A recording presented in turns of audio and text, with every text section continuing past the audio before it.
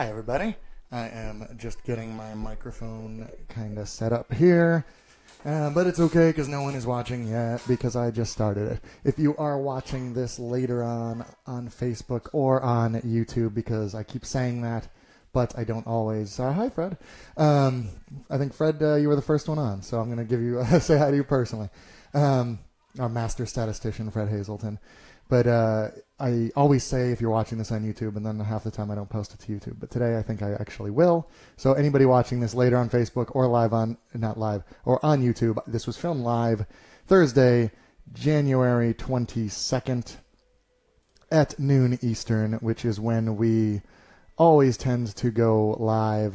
Myself and Angela Dahlgren usually take turns. I'm doing 2 in a row because of scheduling things. She had to do 2 in a row, so it was my turn. But anybody can join us. If also let us know, especially those watching on YouTube, because we do have the capability to do live chats right on YouTube. Thank you, Amy. And we it's something that we've talked about doing, but we still have more of a following on Facebook than we do on YouTube. So that's why we tend to go with Facebook, and then we will just sometimes post it on YouTube. But anybody watching this later, if you think you would be interested in a YouTube live, we would gladly do that. And Angela and I are still working out how to do one together. Actually, that's not true. We know how to do one at the same time. I'm just kind of lazy and I haven't set it up yet. So that will be coming at some point. And over the summer, we will be doing some live stuff straight from the parks. I know I will be there in August, and I will do at least 2 probably straight from the parks. So anybody who has questions, I see we have a couple questions coming in already. Anybody watching live that has some questions, go ahead and hit me with them. Oh, Tiffany is packing right now for Disney. Oh, I'm so lucky. I wish I was going now. It's now that we planned our trip this year for towards the end of summer. We're actually going down for 2 weeks this year, which is why we're only going once. We're just going for longer. By 8 or 9 days, or no, by about 6 days, the longest we'll have ever been there in one shot. But we planned it for the 2 weeks right before my kids go back to school, so it's like right in the middle of August. And now that summer's here, I'm kind of thinking, oh, I kind of wish it was right now, actually, especially because I seem to know a lot of people that are there right now. Linda asked, what is the best thing you've ever been able to get using a dining plan snack credit? I have a feeling there's going to be a lot of talk about the dining plan on this one. Sorry, we went for a walk right before I started this, which was probably a bad idea because now my allergies got all stirred up. I'm going to try not to sniffle into the microphone. But honestly, Linda, I've only ever gotten the dining plan one time. More just to try it out than anything else. I didn't love it for reasons that I'm sure I will be getting into very shortly. But so I'm not necessarily the one. I know we have on our blog at blog.touringplans.com. If you search there for dining plan snacks, I believe I am pretty sure we have at least one, if not more, articles about that. Let me verify that though.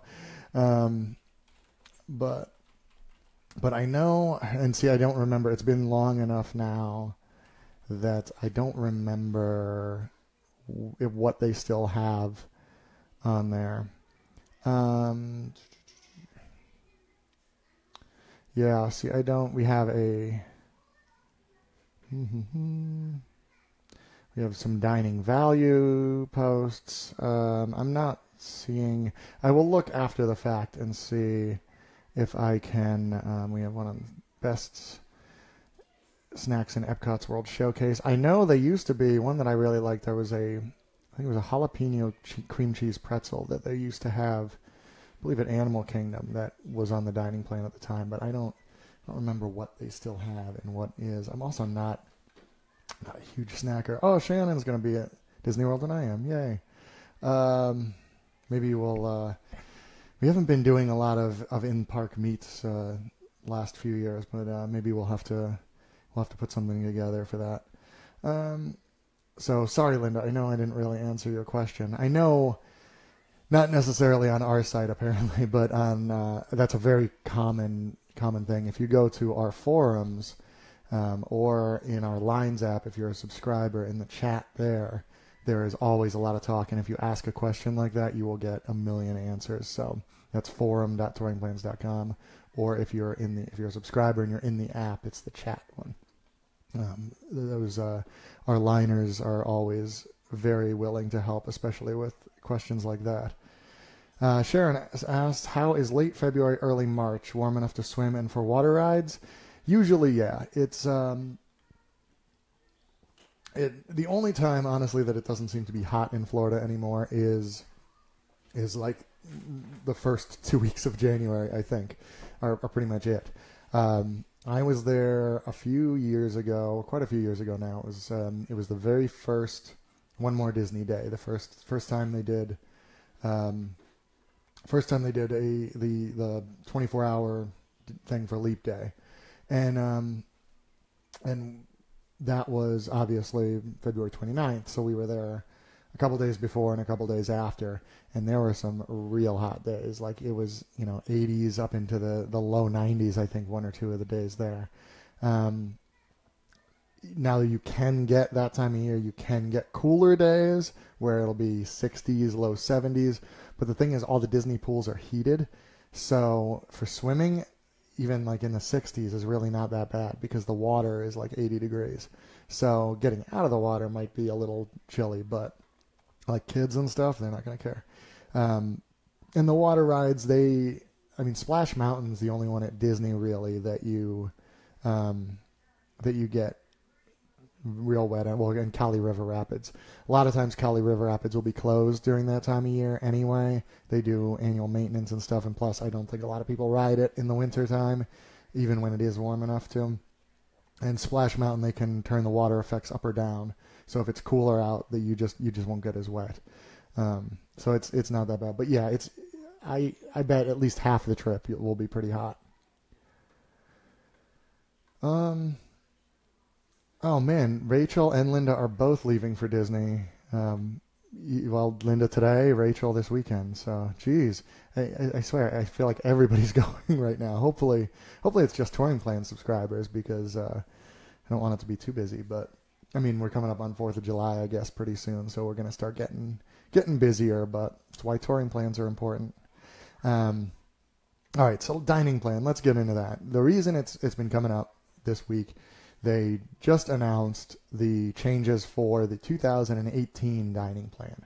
That is for, I'll get into that. No, it's for anyone who starts their trip after January 1st, sort of. The big change, obviously, the price is going up a couple dollars. It does every year. The other change is that now one alcoholic drink or specialty drink will be included with it. So if you're over 21 and you want to get a beer, glass of wine, mixed drink, you can get one per meal. That's both quick service and table service, as long as the quick services have it. A lot of them, especially looking at the Magic Kingdom, like they don't have alcoholic drinks. Or you can get a specialty drink, which is things like milkshakes, the non-alcoholic versions of mixed drinks, Shirley Temples, things like that. Or, some of them will have just, the drinks with the glow cubes. I don't know if those count, but they might. I know milkshakes are specifically mentioned as counting. So if you're in the 50s Primetime Cafe where they have all those cool milkshakes like the peanut butter and jelly, that you can get one of those, I'm pretty sure, on the 2018 dining plan. Now, the reason I was hedging with the dates is because what we've been hearing is that it will go into effect January 1st, whether your dining plan starts before it or after it. So if you're there over, Christmas week, but you're not leaving till January 3rd, those last couple days, you will actually get the extra drink allotment, presumably at the 2017 price, because the price should still go with when your trip starts. So anybody that's, getting there on New Year's Eve actually will get the best value out of it. But the reason we assume they're doing that is just for confusion purposes, because the servers are not going to want to have to determine when you started your trip on whether or not to give you a beer or anything like that. So that's why it's come up, why the dining plan's been coming up again. The reason I don't love it, and I see I'm getting a lot of questions here, so I will try to make this as quick as I can. I'm not good at making things quick, as anybody who's watched this before knows, but I will make it as quick as I can, and then we'll get on that.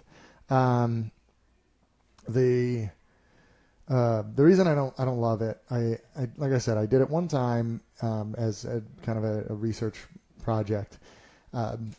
I think it's hard to come out ahead money-wise, which is kind of the deal breaker for me as a former finance guy. I like my budget to be all squared away, and if I know I'm not getting a great deal, I find it hard to overcome that personally, even if it's more work for me. I love a good spreadsheet, so I don't mind.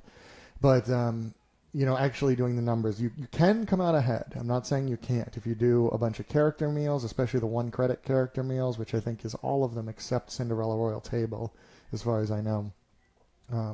If you do the more expensive of the 1 credit meals, or if you get some of the more expensive items.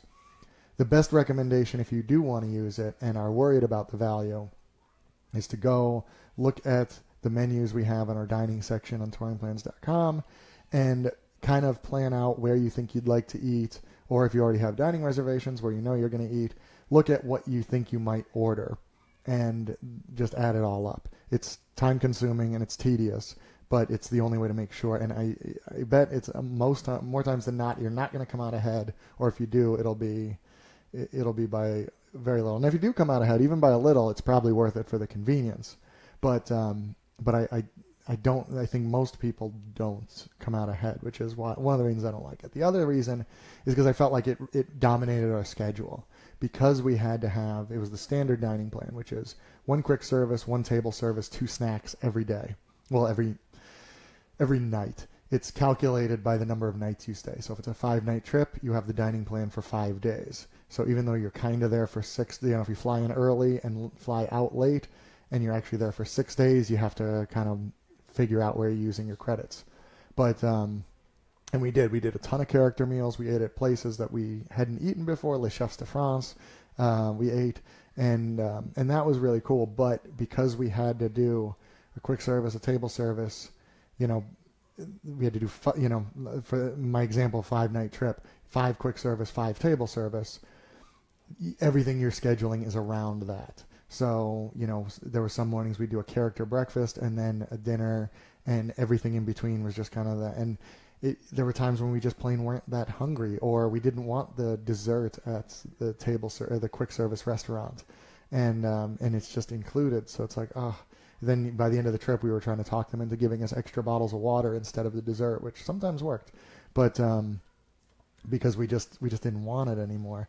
So I'm not a huge fan of it, but there are a lot of people that do really like the convenience of having it, of knowing that, especially if you pay for your trip up front, knowing that everything's paid for, that you can just walk with kids, especially older kids. Mine are too young. Hopefully you can't hear them watching Netflix in the background, but mine are too little to do it by themselves. But if you have like teenagers, it's nice. They can just scan their Magic Band and get their own stuff, which is definitely an advantage. All right, so let me see. I know I got way behind in the comments. Lacey here says they came about $900 ahead. That's really good. So yeah, if you factor it out and you come out, especially that far ahead, that's farther than most people I see. Most people, if they do come out ahead, it seems to be like, $50 to $100 a person. And I guess possibly you had 9 people on that trip. So when we did it, I think there were 6 of us, or 7 of us. So I guess, but I did after the fact when we did use it. And this was quite a few years ago when the prices were a little different. The 7 of us, I think we came real close to even, but I think we were still like less than $100 under. So, it was close, but I also didn't pay. I didn't take my own advice and go through and figure everything out ahead of time. So because I wasn't going to go contacting everybody to see what they were going to eat. I just didn't feel like doing it. But so I'm going to back up here and see if see where Shannon asked about food and wine snack credits. Now the food and wine booths, a lot of the small dishes there do count as snack credits. Whether it's worth it all just depends on the price. Obviously the snacks, like everything else, you want to try to maximize your value if that's a concern. We tended to use a lot of our snacks on like bottled water, which is not a good. That's probably part of the reason we came out under, because you're talking $3 I think now for a bottle of water, versus where there are some snacks that actually get up to like 6 or 7. So food and wine, a lot of those do tend to be more expensive, so I could see those being pretty good value. Let's see. Sorry, my son decided to ask if he could have a Hershey Kiss, which the answer was yes, because they just ate lunch. So, Colleen is going June 30th. Man, a lot of people going very, very soon. Let's see. Linda is worried about the fit on the Flight of Passage ride, which is a real concern. And yeah, she points out something that actually one of my coworkers, Seth Kaburski, just figured out, not him, but the person in line behind him, that a bigger guy, the thing with the Flight of Passage is one of the new attractions in Pandora, the World of Avatar. It's the centerpiece attraction where you sit almost motorcycle style on an individual simulator and looking at a screen. I haven't done it yet. I can't wait because I've heard interesting things, at least. Even people that don't love it say it's a really unique experience. So I'm excited for that. But the problem with it, because there is as you're sitting on this motorcycle, there is a restraint that comes up behind your small of your back, and then 2 more that come up behind your legs. And so people that are, especially muscular people, it seems like, have a problem. People with muscular legs, which I'm actually a little bit worried about. I've spent most of my youth riding my bike, so my calves are probably a little bit bigger than average. And Seth said there was this guy in line near him that had gotten in the test seat, tested it out, fit okay, waited in a 2.5-hour line. Seth was doing it for research, so normally we wouldn't recommend getting in line at 2.5 hours, but and he got all the way to the front, and then they couldn't get the restraints to lock. So that is, I don't know what Disney did to make him happier. I hope it was something good, because I know I would have been hot if that happened to me. So it is a concern. I know. I don't think if the problem is that you're more Winnie the Pooh shaped, the back restraint I think has a little bit more leeway on it than like the leg ones do. So a lot of people that a lot of heavier people that have been afraid that they couldn't ride it have been able to, and it's been fine. It's apparently an odd fit, so it's not the normal, for things like the Forbidden Journey, the Harry Potter and the Forbidden Journey. Sorry, I have to open a Kit Kat now. For Harry Potter and the Forbidden Journey, it tends to just be heavier people that the restraints won't close, and I guess that's not how it is with Flight of Passage. So, you should be okay. I guess you can ask a cast member and hope that they will be honest with you. Obviously, try the restraints outside. I certainly will. So, and then if it still doesn't work when you get up there, I'm not saying yell and scream, but I'm not saying don't do it either. Ashley asked if I think Animal Kingdom will extend hours in November. Yeah, probably. Excuse me. I don't know what the current hours are for November, but they have definitely been playing Animal Kingdom a little slow. They've been slow rolling it, to poker term, but meaning that they're waiting till pretty late in the game to show their cards on what the hours are going to be. For instance, they just extended all the extra magic hours at Animal Kingdom. It was from Memorial Day, which is when Pandora opened, through July 4th, there was an extra magic hour every night at Animal Kingdom. They didn't say anything about it for months, 2 months.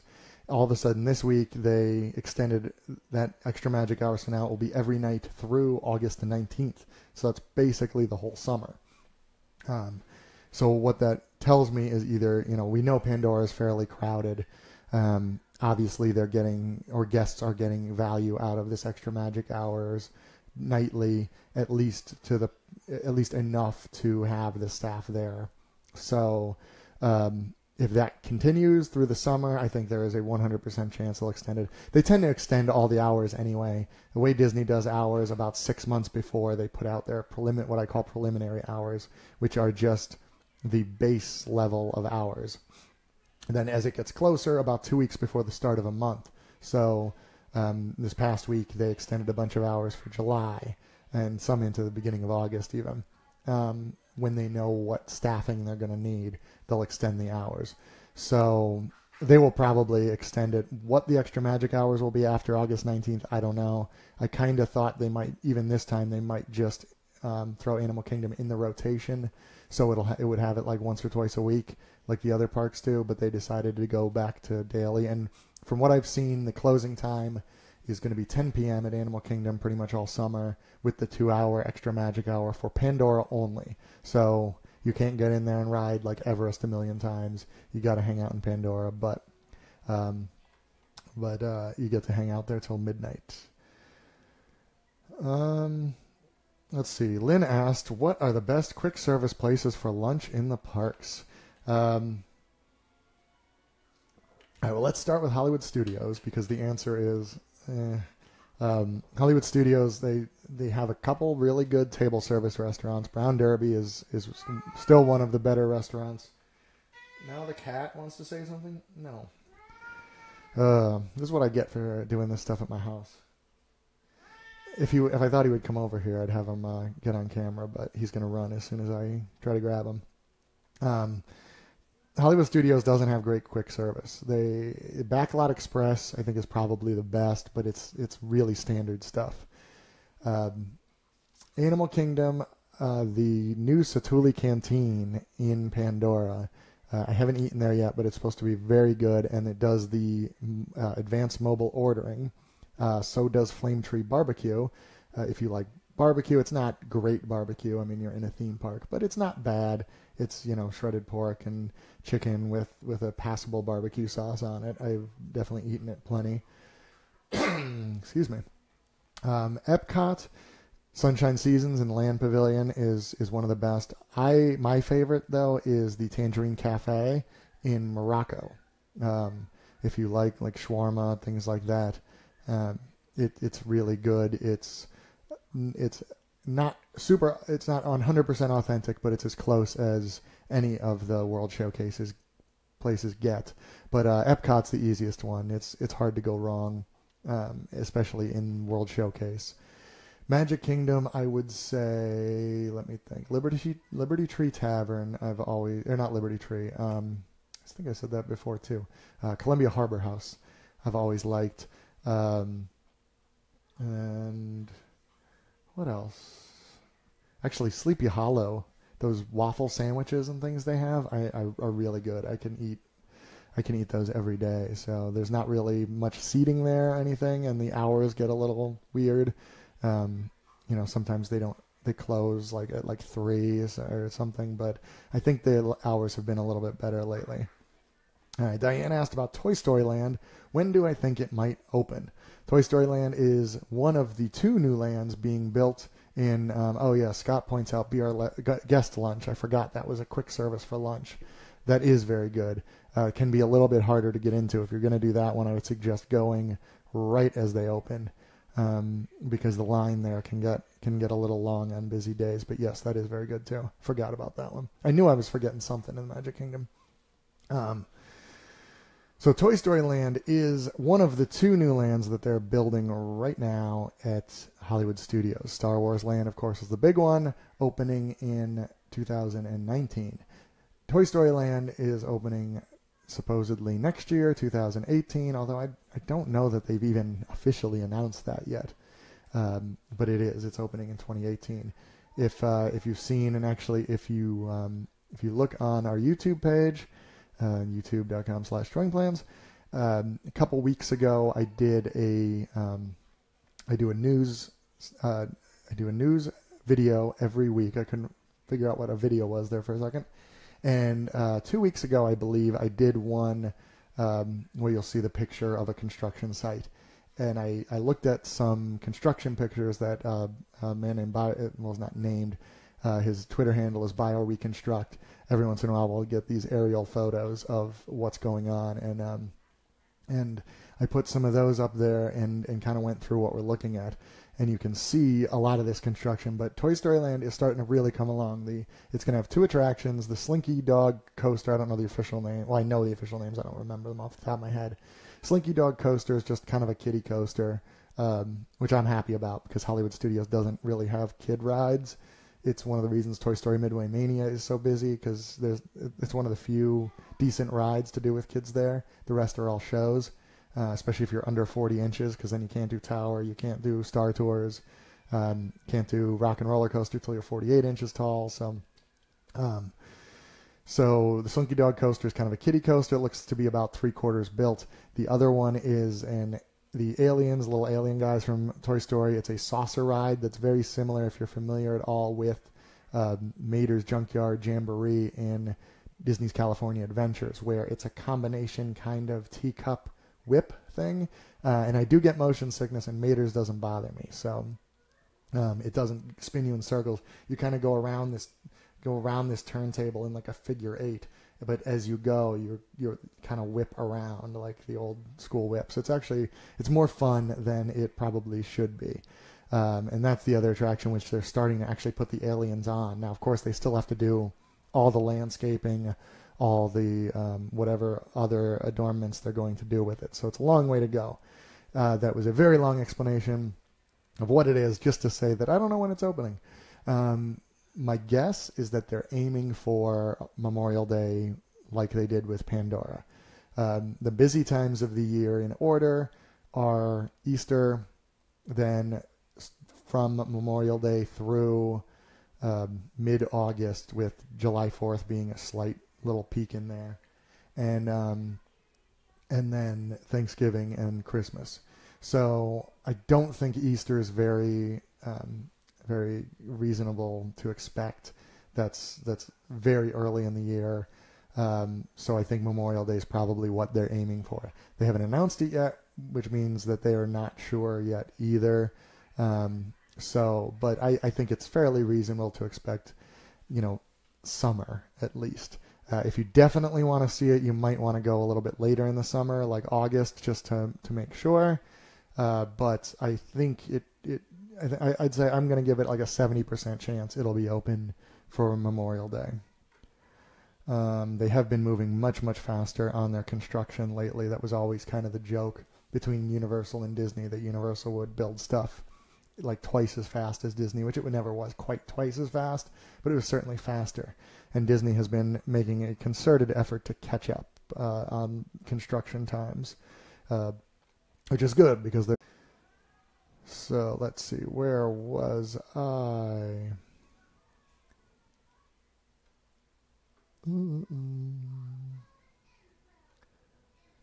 Matthew and Rebecca asked about the Disneyland FastPass system. I have not talked about it yet.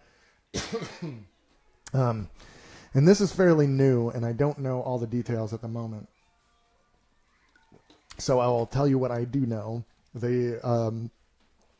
There is a new system coming to Disneyland that is called MaxPass, which is going to be some sort of and I apologize, I haven't been writing much for Disneyland lately, and I'm not going to Disneyland this year, so my research is probably not 100% up to date. But MaxPass is going to be app-based, and you are going to have to pay for it. So it sounds like it will be fairly similar to FastPass Plus, except you will have to pay.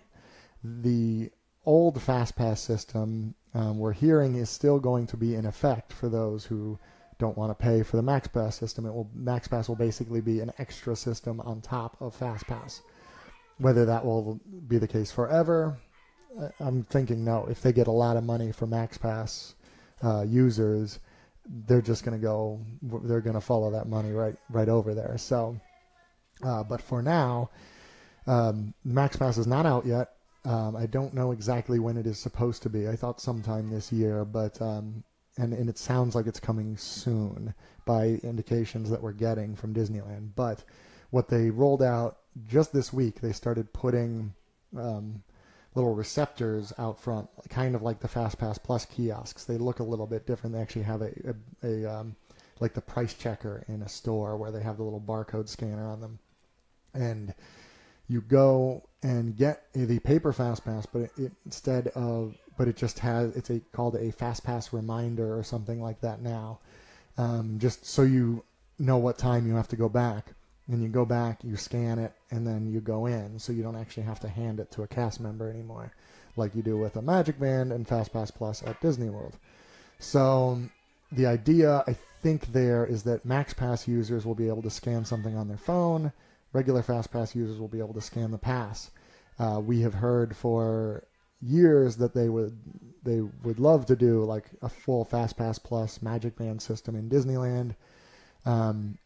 It might be cost prohibitive at this point because Walt Disney World went decidedly over budget.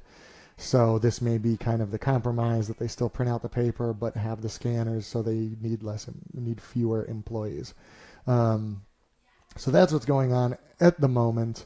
The distribution, everything is kind of messed up. There are some fast passes that they are giving out during extra magic hours at 8 a.m. That will have a window starting at 8 a.m. So like you go over to like Radiator Springs Racers, say at right at 8, grab your fast pass, and it's for 8:05 when you don't need a fast pass to ride it. So that's where we hear that is a kink in the system that is supposed to be fixed, but we don't know when exactly. So there's a lot still being worked out there right now. So anybody who is going to Disneyland, especially within the next couple of weeks, keep an eye on, especially social media where things just will move faster, Facebook or Twitter, things like that, where we will have updates. And, it's still not a bad idea just to kind of ask cast members how the system is working, because every single day there seems to be something new coming on there. Excuse me. All right, let's see here. We also, what else? Oh, this last week or two, we've had the new photos of the brand new Pop Century rooms, and if you haven't seen them again, I'm going to send you to our YouTube page. The news video I did just yesterday shows them. We also have a post on our blog, blog.touringplans.com, about it, and they are very, very clean looking is the nicer way to say it. Sterile would be the less nice way to say it. I understand why they did it. I don't mind the design. It's the kind of design I like. I think I'm just used to the poppier, more colorful stuff. But it is all what I think is vinyl flooring, like that looks like wood, which I do like. I have it in the one of our rooms here that we just put on. We did the vinyl flooring, and it's actually really, really nice. I'm surprised at how nice it is. So it's super easy to clean. It's water resistant. I mean, all that stuff is good for a hotel room. Probably a lot easier to disinfect, which is good for everybody. It's the white bedspreads they've been going with the runner on them.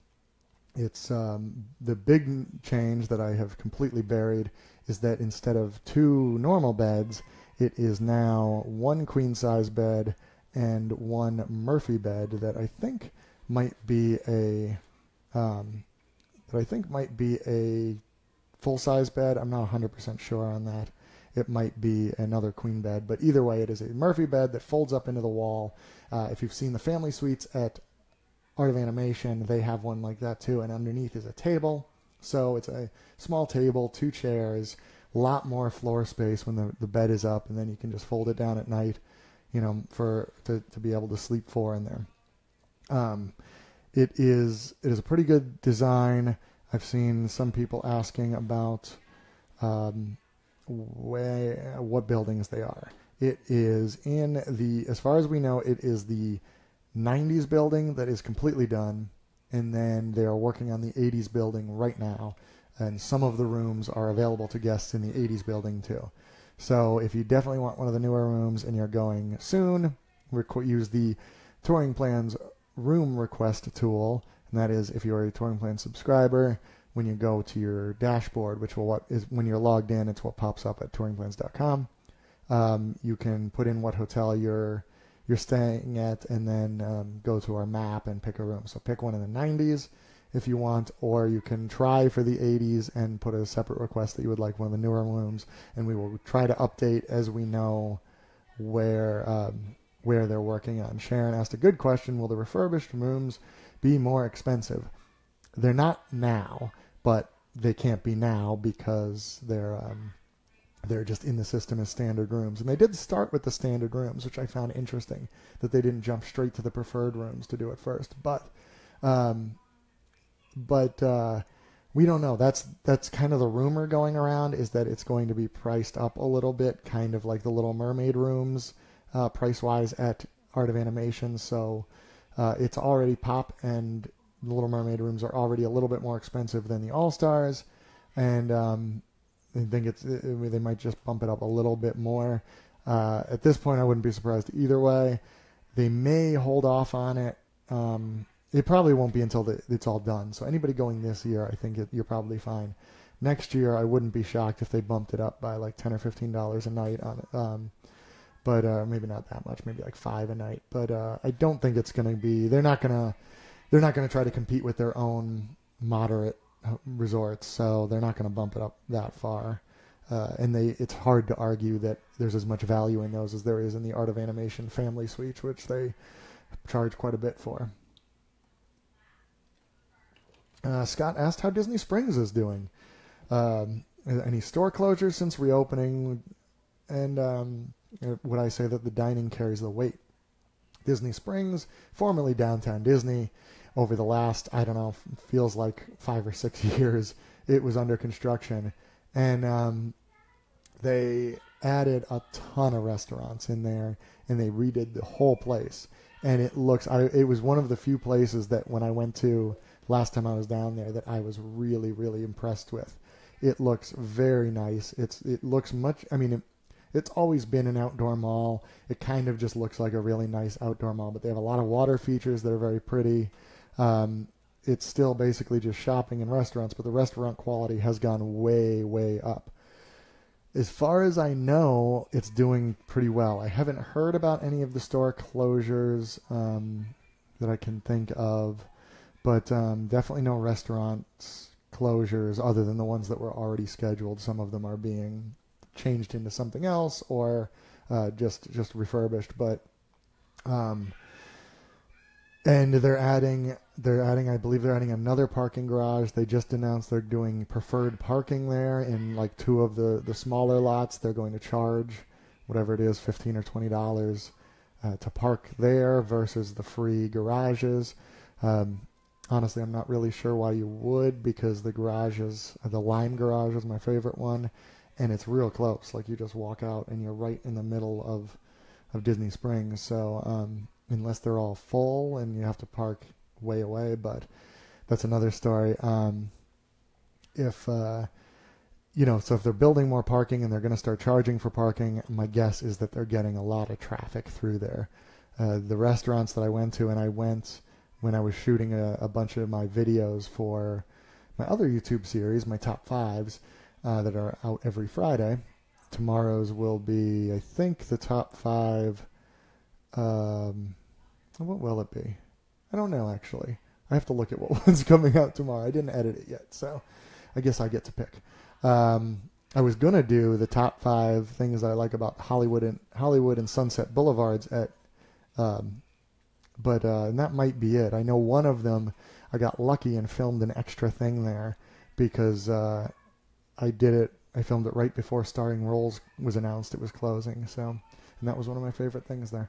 But anyway, when I was there, I went to Disney Springs like 3 nights in a row and ate at like 7 different places, just like hors d'oeuvres and drinks kind of thing. And they were all really good. So I hope it does really well because I very much like it. And Brian asked about the Disney Springs drone show. They haven't been doing that. That was they did something for Christmas that was like 100 or 200 drones synchronized in the sky, which was pretty impressive. Not necessarily something to go out of your way for, but it was cool looking. You can still find the videos on YouTube and that. But they haven't done it since the Christmas season ended, and no word whether it's going to come back. We know for a fact that was at least partially a test to see what could be done with drones like that. One of the rumors that I've heard is that Illuminations, it might use some of that technology when that is eventually refurbished, but that none of that is official yet.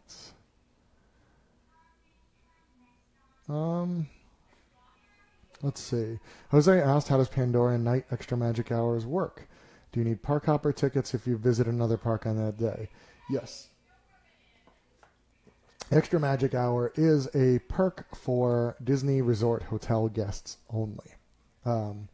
So I always forget, and I'm glad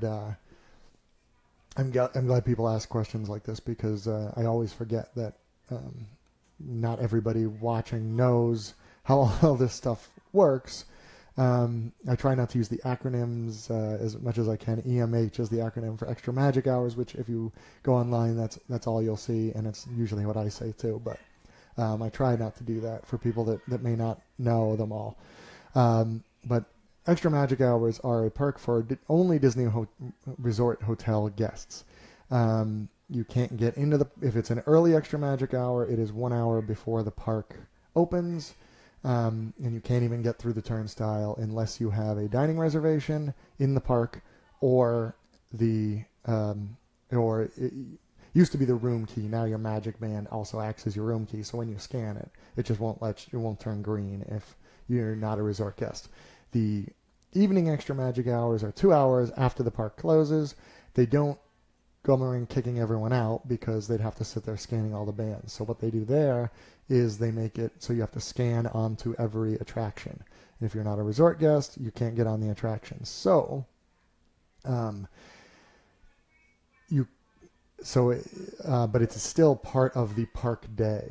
So if you are at Magic Kingdom all day and then want to head over to Animal Kingdom in the evening to see Pandora for the Extra Magic Hours, then yes, you would need a park hopper ticket in order to visit both parks in the same day. If you are in the park with a park ticket and not a resort guest, you could theoretically just kind of hang out and wander around Pandora a little bit without riding anything. I am not saying that I will or will not do that because I'm not staying on property this time, but it is a possibility. I doubt it. My wife and I both get up very early, and our kids do, so I doubt we'll be staying up till midnight or anything like that. God, I feel so old when I tell people stuff like that. I was in bed. I was mad I didn't go to bed until almost 10 last night. Nicole asked when the Candlelight Processional schedule will be released. So let's check it out. It is not out yet. Candlelight Processional is a free thing they do at Epcot during the holiday season. Usually starts right around Thanksgiving, and there is a celebrity host. I know Neil Patrick Harris tends to do it every year and is one of the more popular ones. Whoopi Goldberg's done it fairly recently. Jodie Benson, the voice of Ariel, has done it a bunch of times, and there's a choir behind them, and it is very nice. There are also dining packages that you can buy where you get reserved seating, because the trick with the Candlelight Processional is if you want to sit, and it's at the America Gardens Theater in the America Pavilion in Epcot, so it's the one as you are walking, if America's on your left as you're walking, the theater's on your right. So if you don't have a seat for the candlelight processional, you can still kind of see it and you can definitely hear it, but they also don't let you stand in the walkway, so you kind of got to find a way out of the way place. If you want a seat for it, you usually have to line up, an hour or more early. The line can get real long, especially if it's a popular presenter. So the dining packages were announced last year on June 30th. The year before it was July 7th. The year before July 8th. July 8th. Okay, so we're looking at any time between next week and the week after are more likely when the dining packages are announced and the dates announced for it. The presenters aren't usually announced until much closer to the event. It was the end of October last year, so you won't necessarily know who you're seeing if you get the dining package, as soon as it comes out. So, but I mean, most people, unless you're a local or having a long trip, you're not really going to. I saw someone asked there about the candlelight processional duration. It is 40 minutes long, so not something you're necessarily going to want to stand and listen to the whole time. But even if you get the dining package, we actually still suggest that you line up like 45 minutes to an hour early, especially if it is a popular presenter, because while you are guaranteed to get a seat, you are not guaranteed to get a good seat. So, that all kind of has to go into the plan.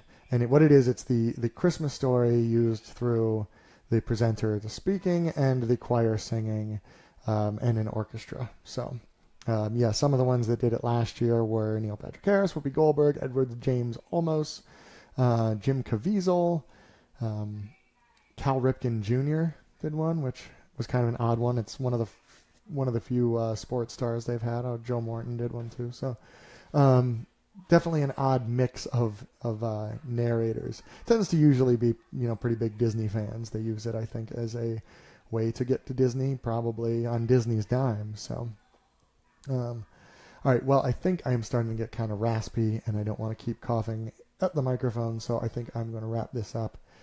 Thank you all very much for watching. I think Angela will be back next week, noon Eastern, on Thursday, on our Facebook page, facebook.com/touringplans. I'm saying that more for the people watching later on YouTube.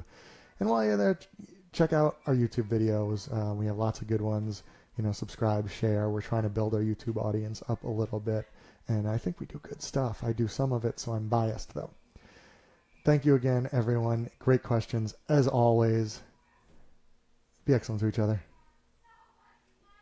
I missed the finish button.